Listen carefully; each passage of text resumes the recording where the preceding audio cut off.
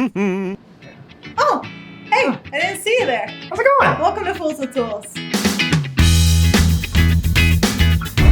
Hi guys, welcome to Fools with Tools. And I'm Tori. I'll be your fool for today. I'm Zach, and I'll be the tool. So, it's another day. We're back. What this time? You mother. What are you getting into this time? Today, we're going to be tuning derailleurs, and specifically, we're going to be looking at limit screws, cable tension, and adjusting the B tension.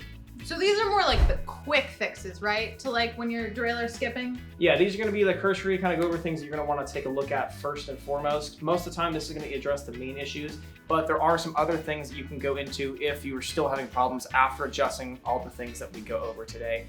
That would be mainly a bent hanger or replacing a bent hanger. We're going to be going over those in a later video. It'll be the part 2 of our initial video that we're doing today, so stay tuned for that one.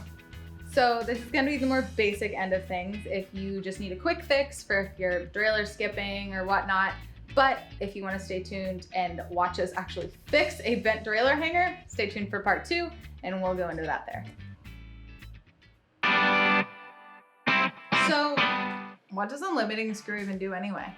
Limit screws are designed to limit how much movement the derailleur can have. Now that can be outboard or inboard. Our low limit screw is going to be limiting the movement when it's in the easiest or the biggest cog inboard towards the center of the bike. The high limit is going to be adjusting how much the derailleur can move outboard from the smallest or the hardest cog. And which one's which? On most modern derailleurs, they're going to be indicated with a little H or an L for high or low. However, on some modern SRAM derailleurs, they're unlisted. On this derailleur, the inside screw is the high limit and the outside screw is the low limit. So they're opposite. They are, yes. Good to know.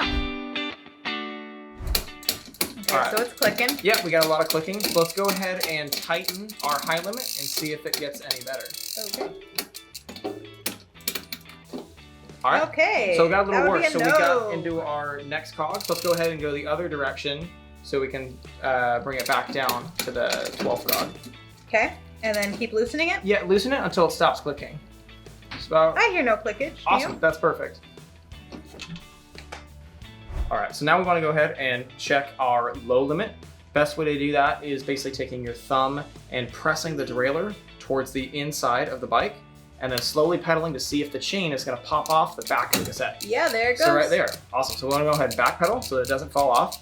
And now we can go ahead and tighten our low limit a little bit so that we don't have that chain falling off the back anymore. Cool. Let's try that. And go ahead and pedal again and check the function one more time. All right.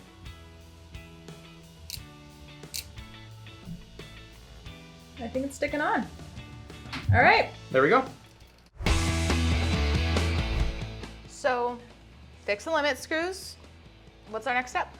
After fixing limit screws, the next thing we want to go ahead and check is going to be our B tension. Our B tension adjusts the distance between the cogs and our upper pulley. Every derailleur has a specific distance that the B tension should be set at. If you don't know that distance, go ahead and check with your manufacturer using what derailleur you have to go ahead and check that number. SRAM derailleurs all come with this little fancy tool that helps us to measure our distance between the cogs and our upper pulley to help set B tension and make it very easy to do so.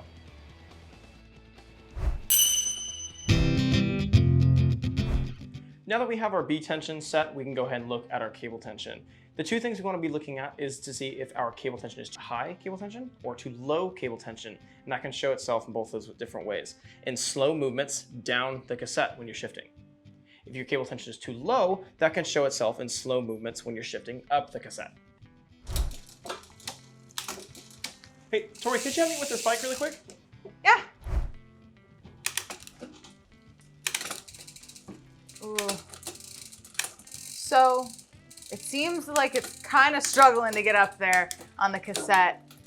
If it's having trouble going up the cassette, that's going to be... Cable tension! Correct! Yes! Low cable tension.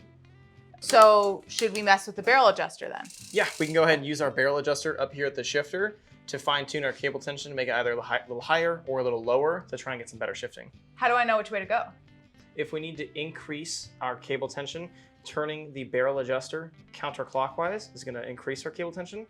Turning it clockwise is going to decrease our cable tension. Okay. How many clicks should I do? Start with 1 or 2 to make some smaller, fine adjustments, and then go from there. Okay. So should I do 1 up? Yeah, let's go ahead and start going up a couple. I'll start with 1.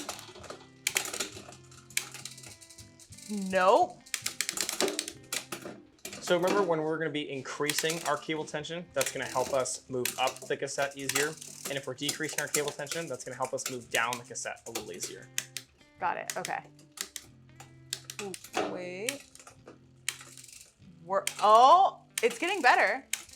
Sounds like we're moving in the right direction. So should I just keep on that then? We can start going with a little bit more cable tension, but be wary if we do get to a point where we're adding too much cable tension, it's going to start to get bad in the other direction. So we want the sweet spot. Exactly. Perfect. Thanks for joining us on this week's episode of Fools with Tools. This was part 1. We have a second one coming in 2 weeks. 2 weeks. Have you brought any fruits or vegetables onto the planet? 2 weeks. Excuse me? 2 weeks. Dose. Be on the lookout.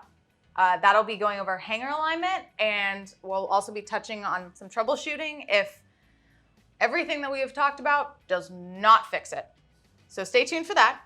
But if you'd like more detailed instructions on everything we went over today, including a list of items that we used and a link to the website to just get it just immediately from us and just have it shipped to you or come pick it up, whatever, that'll all be on the pathbikeshop.com, and we'll include links down below in the description. And you can actually not have to deal with this. Yeah. But until next time, I was Tori and I was your fool. I'm Zach, and I was the tool. Whee! Oh, Jade. Oh, Jade. Oh my God, my dog. Okay, good.